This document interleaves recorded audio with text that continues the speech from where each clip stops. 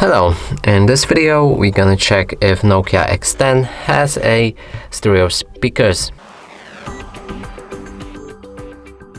And to do this, first let's locate all of the speakers on this device, and first one is on the bottom right here.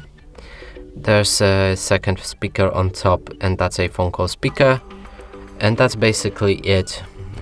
Now we just need to play some music, cover each of the speakers with our fingers, and if the sound is coming from both of the sources, that's a stereo speaker.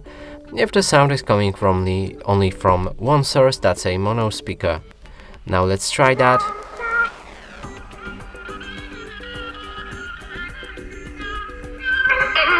So I can already tell that the sound is coming from the bottom speaker only, and that means this device has a mono speaker. And that's it for this video. Hope you like it. Please consider subscribing to our channel, leave a like and a comment below.